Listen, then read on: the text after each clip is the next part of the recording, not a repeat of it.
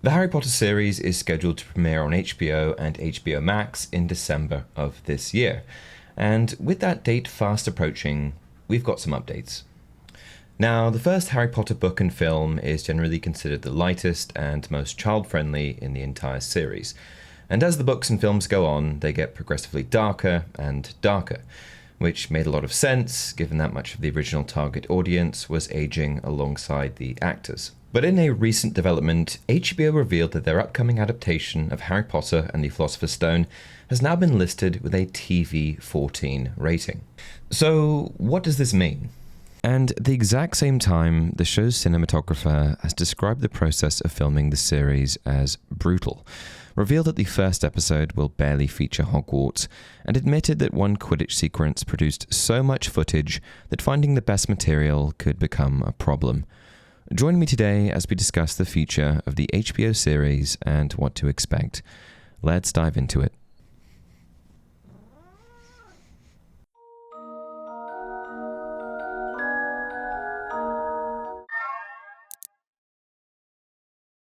Hey everyone, welcome to another installment of Harry Potter Theory. Before we continue, I just want to mention that only 30% of you are subscribed. So if you enjoy the content, want to support the channel, and want to stay on top of show updates, among other things, please consider subscribing. Let's start with the big one, the TV-14 rating. This is significant because the first 3 Harry Potter films were all rated PG in the United States, with the franchise only moving to PG-13, beginning with The Goblet of Fire. However, there is an important distinction to make here. TV-14 is often described as television's equivalent of PG-13, but the two systems are not directly interchangeable. It also doesn't automatically mean HBO is filling Philosopher's Stone with graphic violence or anything else wildly inappropriate for younger viewers.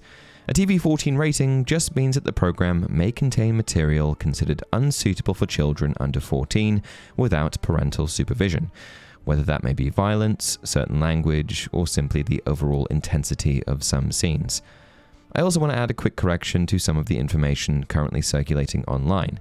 Nielsen doesn't assign these content ratings. Ratings are voluntarily applied by television networks, distributors, or the program's producers. And the fact that HBO has apparently chosen TV-14 for the very first season is extremely interesting. And while Philosopher's Stone may be the most whimsical Harry Potter book, it is certainly worth noting that it isn't nearly as harmless as people sometimes remember. Harry spends the first decade of his life being neglected and emotionally abused by the Dursleys. He's forced to sleep inside a cupboard beneath the stairs.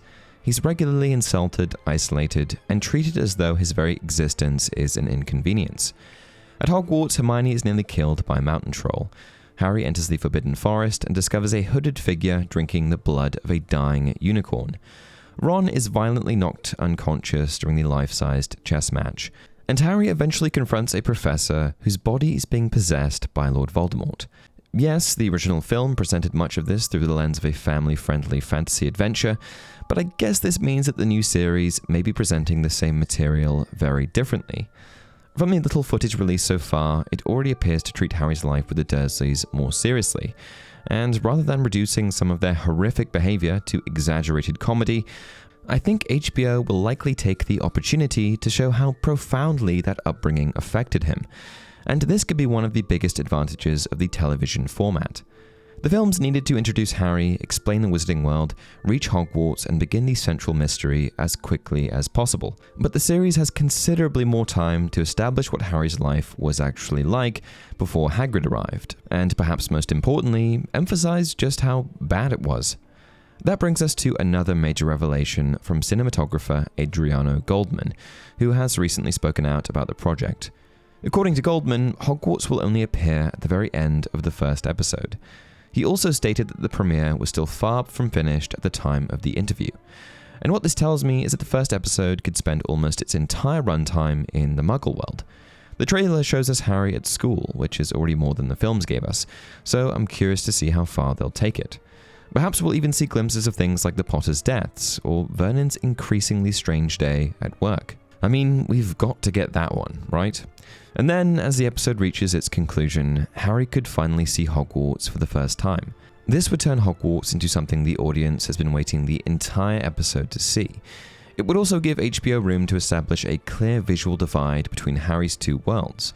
If we only spent a small amount of time in the Muggle world, the contrast between Muggle and magical wouldn't be as obvious.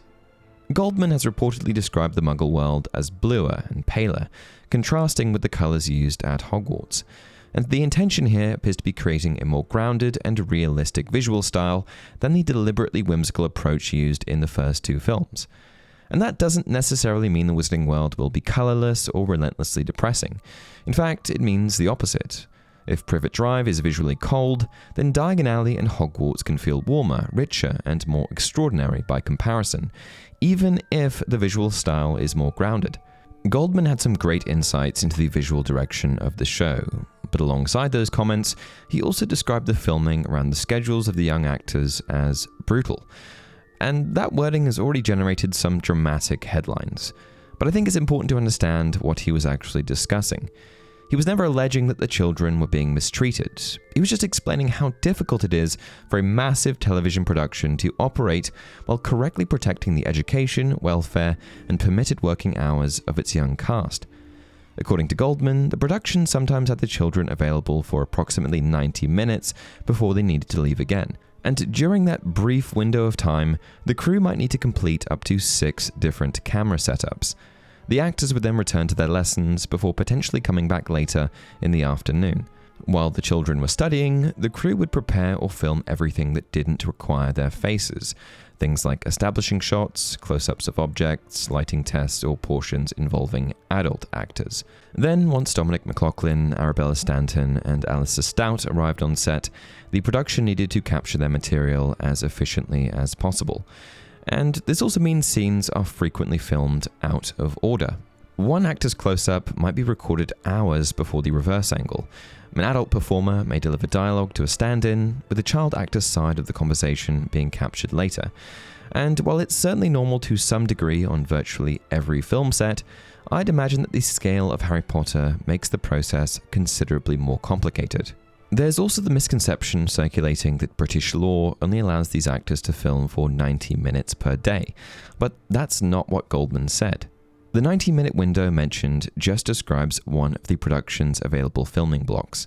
Official guidance for performers aged 9 and older can permit up to 2.5 hours of continuous performing and 5 hours in total. And in order to accommodate this, Warner Bros. Has even constructed a temporary school at Leavesden Studios for the child actors. Now, one of the big issues with this style of filming is that performance isn't really a mechanical thing.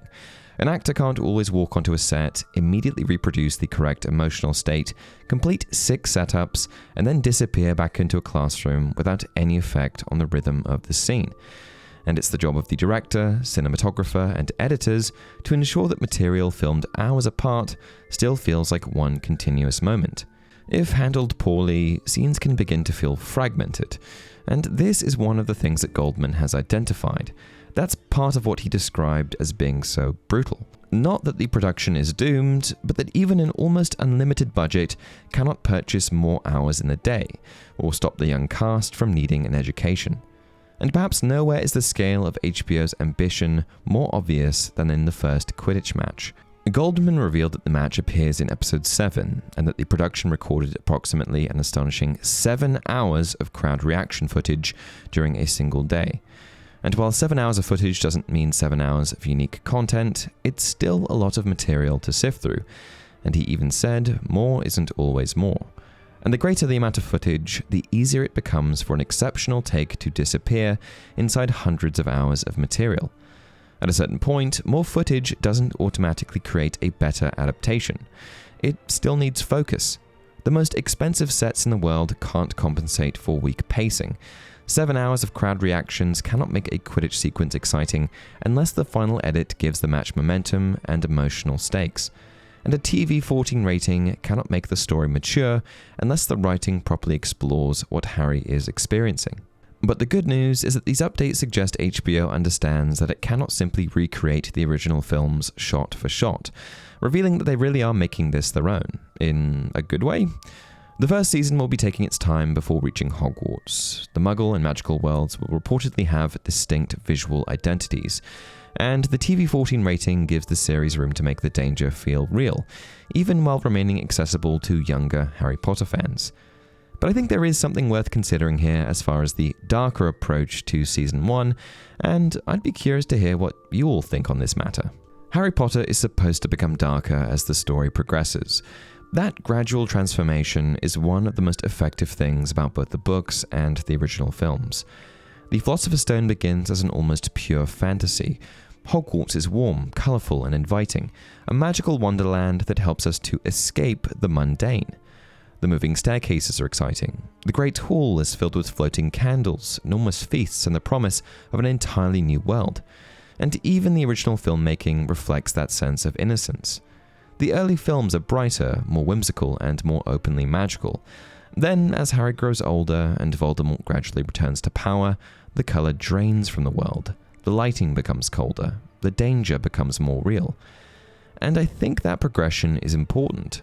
The darkness becomes powerful because we remember what the Wizarding World once felt like, and we understand what Harry is losing because we first experienced the wonder alongside him. And this is where HBO's decision to begin with a darker, more grounded visual style is both interesting, but at the same time slightly concerning. There are obvious advantages to it. A more realistic approach makes the Dursleys' treatment of Harry feel more serious, which it should. The Forbidden Forest could be genuinely frightening, and the dangers Harry faces could carry far more weight than they sometimes did in the earlier films. But there is also the risk that the series begins too close to the destination. If Philosopher's Stone already feels cold, muted, and oppressive, where does the visual tone go when we eventually reach the graveyard in Goblet of Fire, the Ministry's takeover of Hogwarts, or the final stages of the war? The first season should absolutely have darkness. Harry's childhood is miserable, but the darkness should exist in contrast with something. We need the bright, warm, and high highs of Harry buying sweets with Ron on the Hogwarts Express to understand the darker sides of the series. But at the same time, starting darker isn't automatically a bad decision, as this is an opportunity to give the adaptation a more mature identity and separate it from the films. Starting dark also doesn't mean they can't go darker. It just may be more difficult to create that contrast. With the series premiere fast approaching, I guess we'll just have to wait and see. Won't be long now. What do you guys think? Should Philosopher's Stone retain the brighter, more magical feeling of the earlier films, or do you think a darker and more grounded approach will improve the story? Let me know your thoughts in the comments below, and until next time, remember, it does not do to dwell on dreams and to forget to live.